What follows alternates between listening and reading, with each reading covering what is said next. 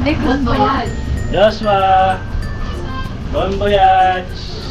Bon voyage.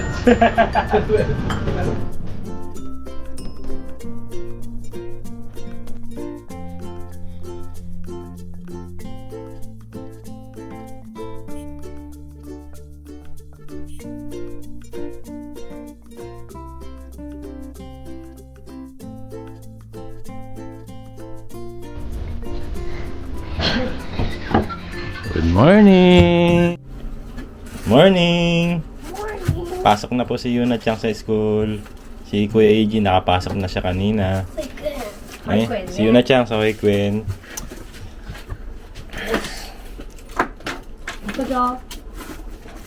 Bye-bye. Kyo, PE ne? PE ba tawag doon? Taisogi. Taiso. Taisogi. Oo. Naka-PE uniform ngayon si Yuna Chang. Ingat ha. Hatid na siya ni Mama Aya. Bye. Wait lang, baby. Bye. Ingat, mahal. Al.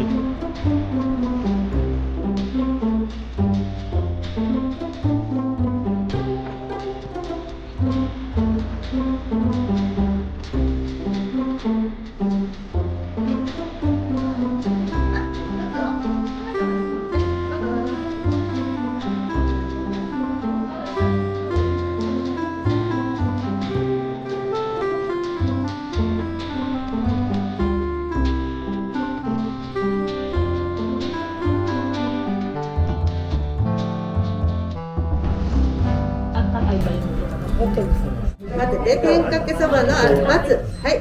それ一つ。かい2つ。いや、二つでいいやろ。おそば天かけの松でいい二つ。あったかい。はいはいはい。Sumit tayo na lang. お酢みたい2つ。はい。で、そばが冷たいのいいね。はい。はい。で、松が二つね、冷たいがね。 Ayan, kasama natin ngayon si ate, si Joshua, at si Mama Aya. Yung mga bata kasi wala ngayon dahil may pasok sila sa school. And ayan, nag-aya lang sila ate na mag-lunch bago natin ihatid si Tito Joshua sa airport. So, nandito kami ngayon sa Soba, Ito. Soba Yasang. Ano ba yung Yasang? Si ano yun? May-ari. Restaurant ba yung tawag doon? Ha? Restaurant. Restaurant pala tawag sa Yasang. So pag sinabing ramen Yasang, ramen restaurant naman yun. Ayun, may natutunan tayo doon Hanamaru. Ayan, kain muna kami ng lunch. Naka-order na rin kami ng kakainin namin ngayon. Bon voyage!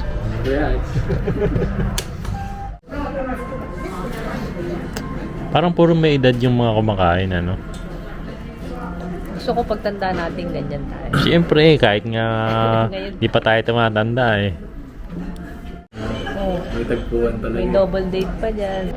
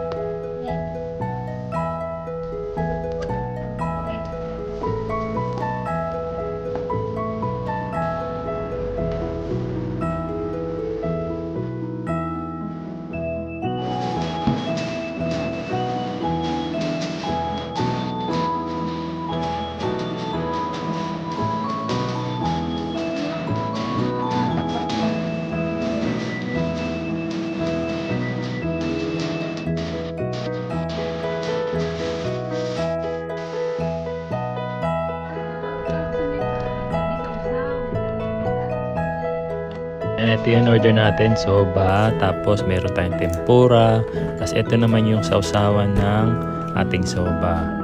So, ilalagay na natin yung long green onion saka yung wasabi.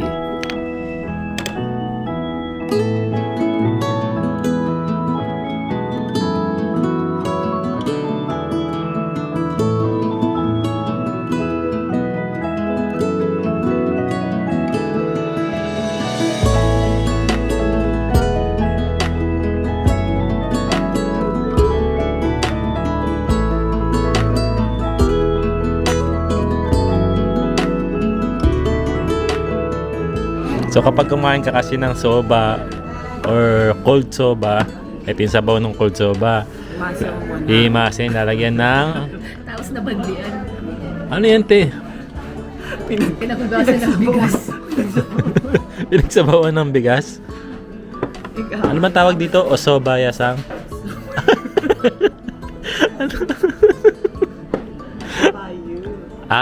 Asobayo. Sobayo. Sobayo.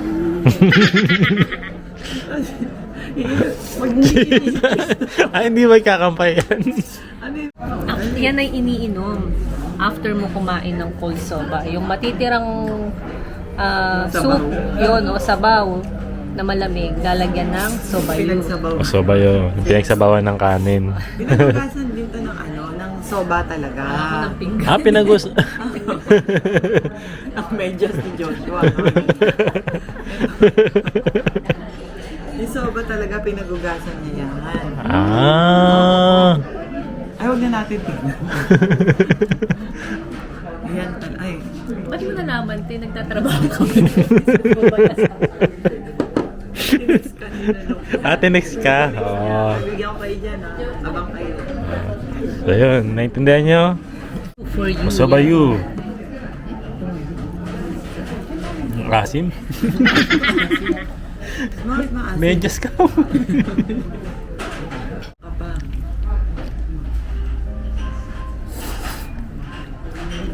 Matapang kasi yung ano. Medyas.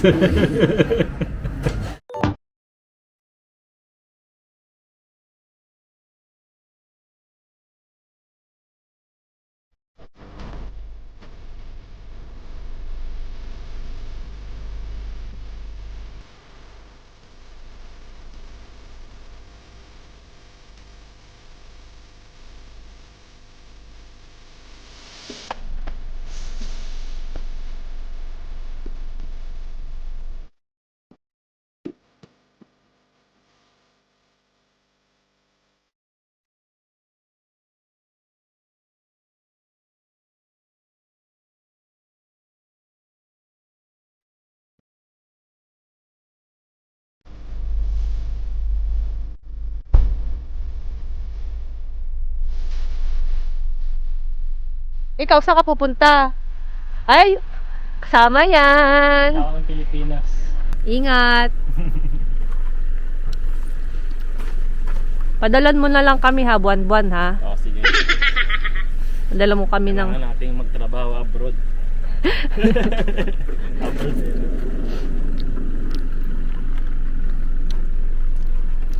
Ingat kayo. Ingat sa biyahe. Sige na, sakay ka na. Ingat pag-uwi ha. Bye. Ingat, Josh. Ingat po. Bye-bye po. Thank you. Thank you. See you. See you. See you tomorrow. See you tomorrow. See you soon pala. Oo. Babalik naman si Joshua dito sa Japan eh. Man. Babakasyon lang daw sa Pinas. Wow! Bye, Josh. Ingat kayo.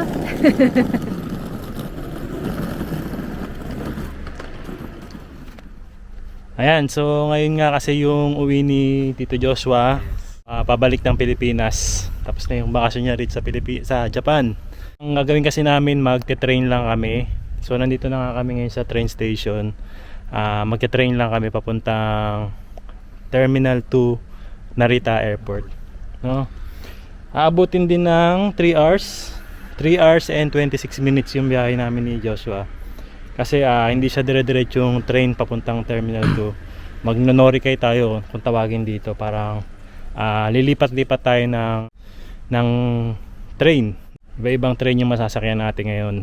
Hindi na sumama sila ate saka sila Aya kasi nga hindi na kami gagamit ng sasakyan kasi nga medyo mahal. Mahal ang mga gastos kapag nagsasakyan pa kami. Abutin din ng almost 20,000 yen. Kapag nag-train lang kami ni Joshua, abutin lang ng 4,000 to 5,000 yen. Kaya mas tipid kapag nag-train. Kaya sabi ko ako na lang maghahatid kay Joshua papuntang Narita Airport.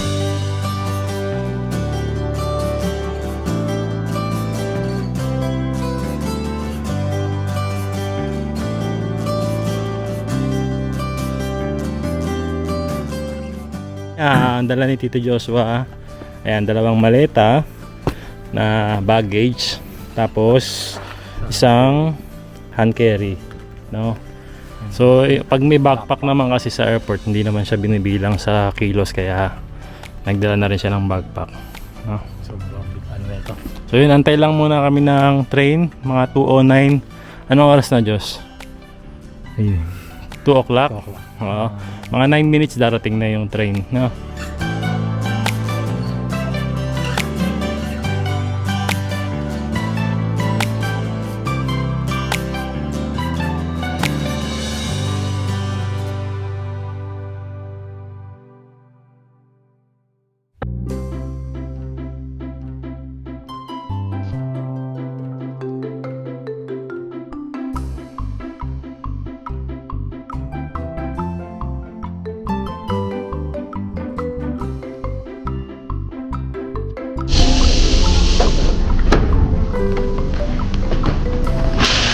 Dito na kami ngayon sa Higashi Koizumi.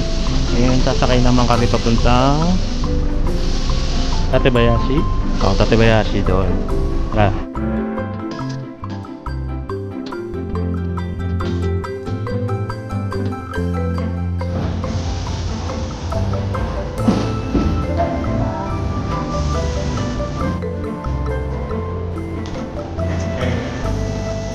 Second train.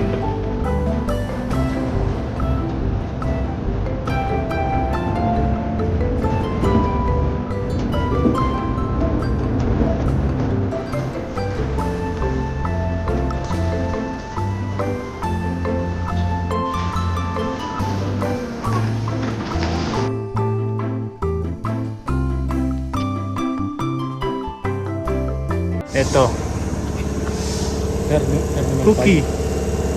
Asa yung cookie dyan? Gobang. Gobang, 5, number 5. Ayun, ito pala, number 5. 257. O tara, meron pa tayong 12 minutes. Number 5, asa yung 5? Ah, ito pala, 5 na pala to, no? O, dito tayo sasakay.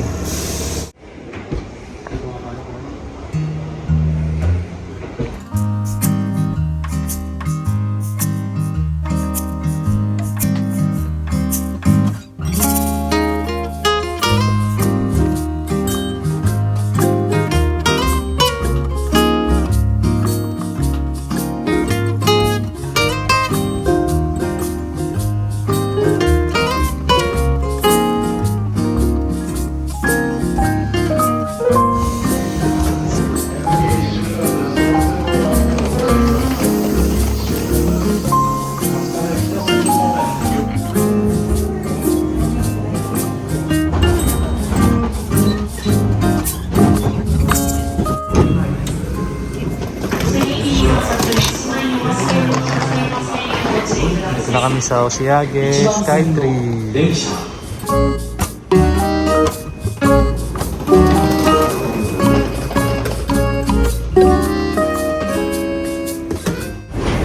Ayan, di bali isang train na lang sasakyan namin, tapos diretso na yun sa Terminal 2, Narita Terminal 2. Ayan, papapicture daw si Joshua dun sa Tokyo Skytree. Hindi kasi kami makapunta ron sa mismong Tokyo Skytree dahil nga uwi na si Joshua. Dito na lang daw siya papapicture. Ayan. 1, 2, 3. Ayan. Ito na yung medyo mahirap sa paglilipat ng mga train, lalo na kapag nandito na banda sa city. Ang dami ng mga station. Ayan, dito. Meron dito papuntang Koshigaya, Kasukabe. Ito naman, ayan, Chorinkan. Hanapin natin yung papuntang Terminal 2. Narita Terminal 2. Ayan, tatanong tayo dito kung saan yung papuntang Naiya Terminal 2. Narita Terminal 2. Ano na sa ito, Narita Terminal 2出てまっすぐあちら何番ですか？番線は変わりますその次は何ですか？番線は違いますいつも違いますあ、そうです。あちらの都営線の方に一回出出ててあちらですここ。はいそうです、はい。 Ayan, nakabili na kami ng ticket papuntang 1,190 isang tao. Mula rito sa Skytree papuntang Terminal 2. Ayan, sa number 4. 452 ang biyahe namin papuntang Terminal 2. 42 pa lang, meron pa tayong 10 minutes. Ayan, biyahe na muna uli kami. Update ulit namin kayo.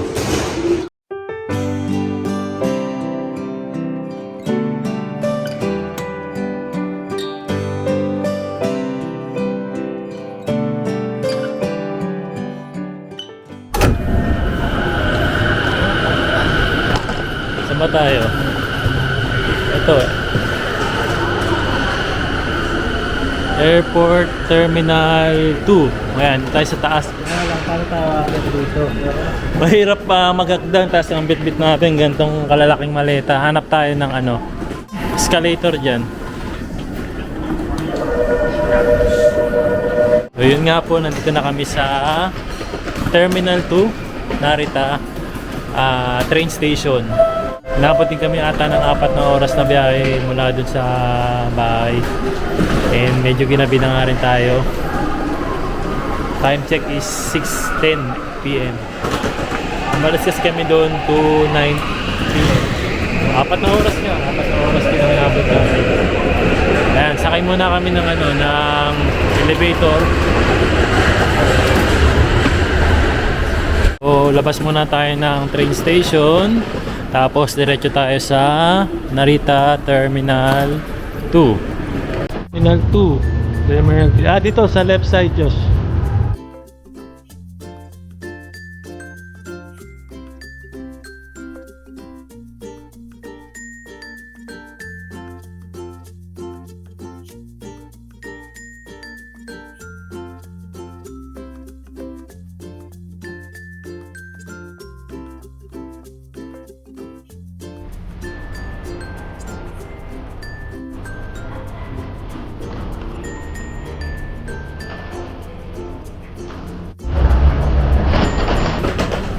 Ayan.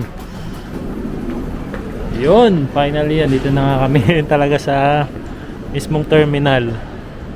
So yun, check natin kung anong letter tayo mag-check-in. Dito, check natin, Josh. Ano ka, Cebu Pacific, di ba?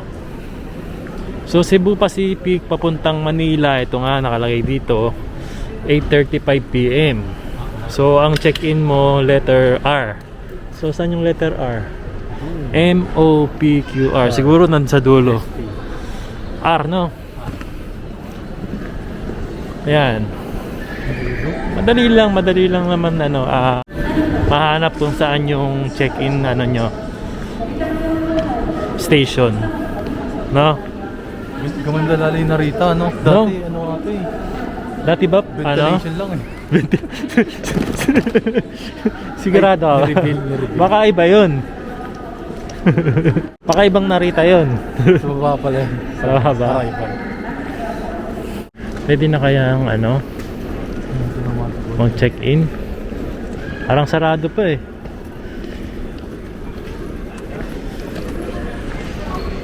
So ayan mag-open yung counter ng 6:35 hanggang 7:35 PM. Medyo nakakapagtaka tong pila ng Cebu Pacific kasi walang mga nakapila. 2 hours before flight na. And usually gantong mga oras mga nakapila na lahat ng mga pasahero. Pero wala nakapila oh. No. Hindi kaya mali tayo yung napuntaan. Ha? Pero tama naman no? Ayun R. Cebu Pacific. Saka nakalagay naman counter open of 5:35 to 7:35. Anong oras na ba? 6:35 na ba? Bakit pwede na yan?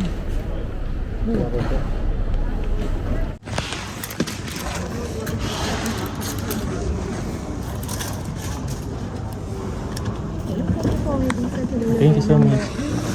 88, your seat number is row number 15A. Boarding will start at 7:50. 7:50.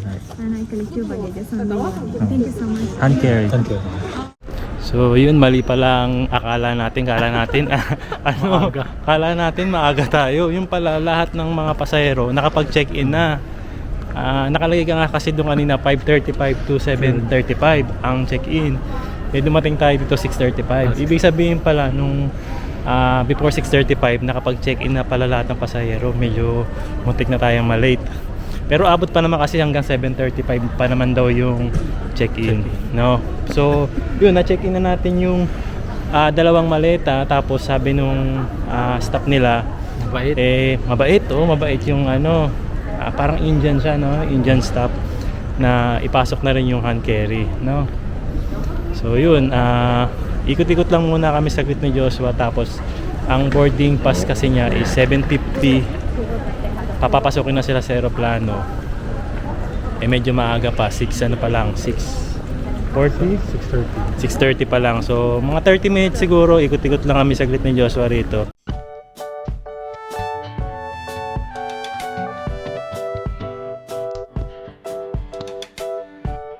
Daan tayo. Wala, sarado na. Hanggang ano lang sila. Siguro hanggang 7 PM lang yung mga store dito. Sarado na sila. Kaya ang time na is 6:34 pala. 6:34. Pero mga 7.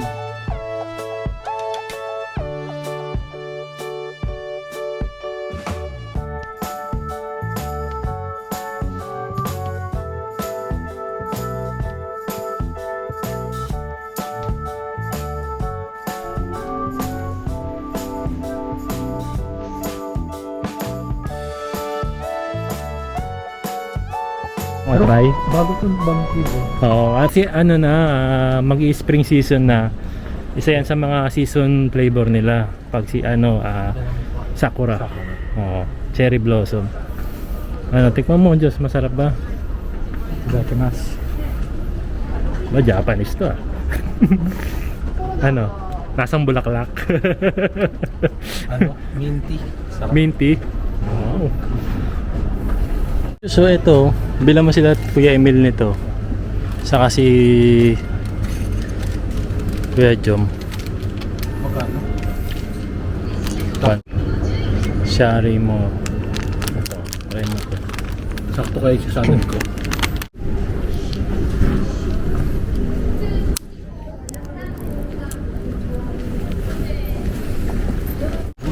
Ayan. Bago pumasok si Tito Joshua sa boarding station, ayan, bumili muna kami nitong karage. No? Wala, masarap yung karage dito sa Japan eh. Nabibili ito sa 7-Eleven. Sa 150 yen plus lang. Ayan, 4 na piraso na siya. Tapos, ang ginagawa ko, hindi naman sila nagbibigay ng mustard ketchup. Humihingi kami ng mustard ketchup para parang may sausawa na siya.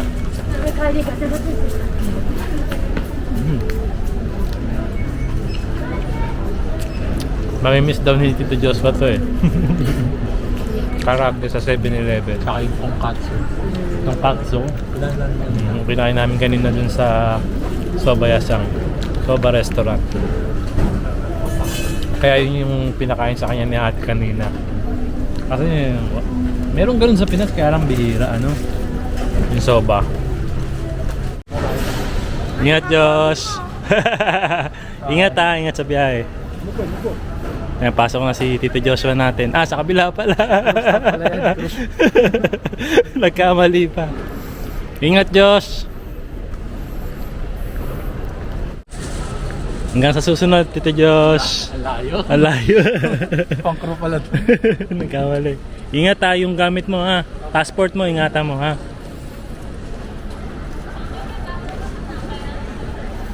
Abangan lang natin na makapasok siya dun sa may parang check-in ng bit-bit niya na walang problema.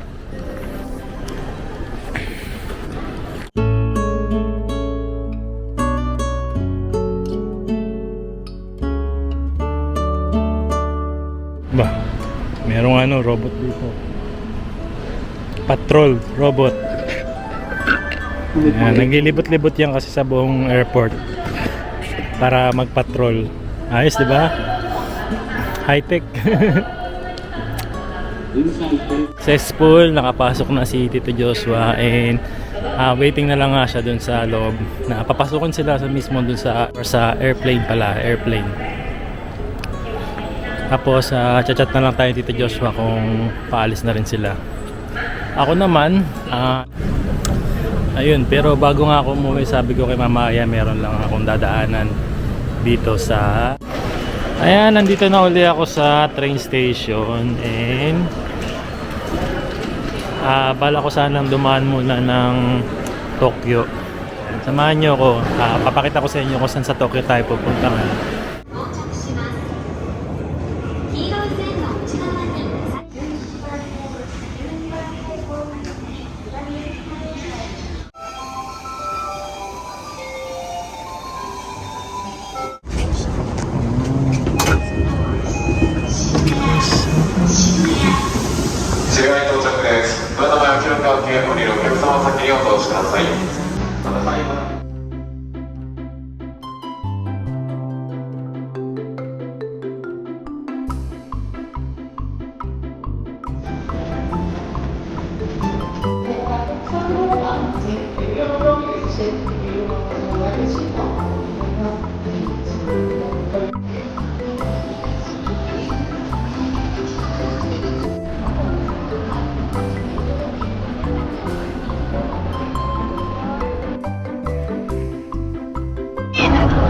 So ayan, nandito nga ako ngayon sa Tokyo, sa Shibuya, Tokyo, and medyo ginabi na kasi talaga tayo ng uwi.